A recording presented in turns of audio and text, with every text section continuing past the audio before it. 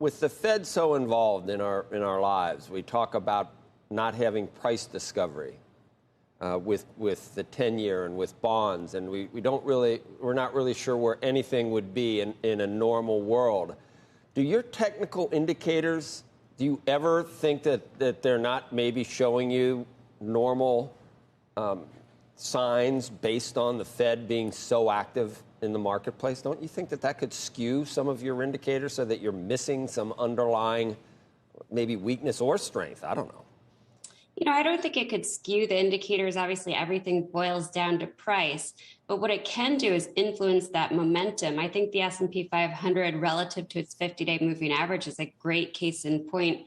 We've seen that 50-day moving average act as support 5 times over the past few months. It's really amazing, just the underlying bid that I think probably comes from that phenomenon behind stocks. And we just have this market that keeps grinding higher.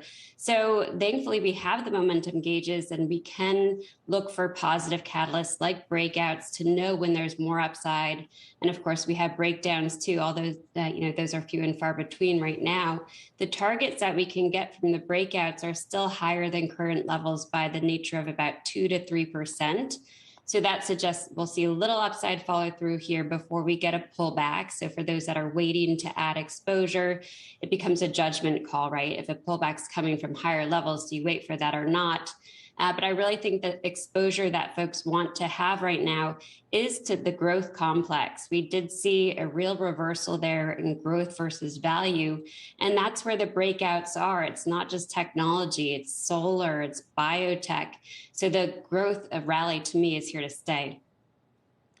Katie, you made an initial call on crypto and on Bitcoin, and then followed it up after after Bitcoin itself was already down probably 20 or 30%. And you said there's no indication that the selling is starting to dry up. And subsequently, I think we got as low as 28,000 at one point, which would have been down more than 50% from the highs. What's your latest on that? Is it still in a weak position in terms of making a bottom, or are you seeing some positive signs yet? I would say the signs that I'm seeing definitely lean more positive. It's really funny. I was reflecting on the Bitcoin chart in that the peaks are often like upside down Vs.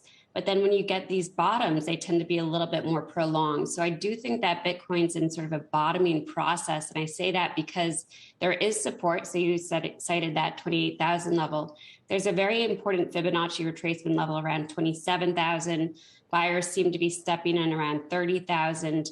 But importantly, we have an intermediate term oversold condition that has given way to a little uptick in momentum. So I think it's trying to find its footing here, but really hasn't proven itself in terms of any kind of breakout yet.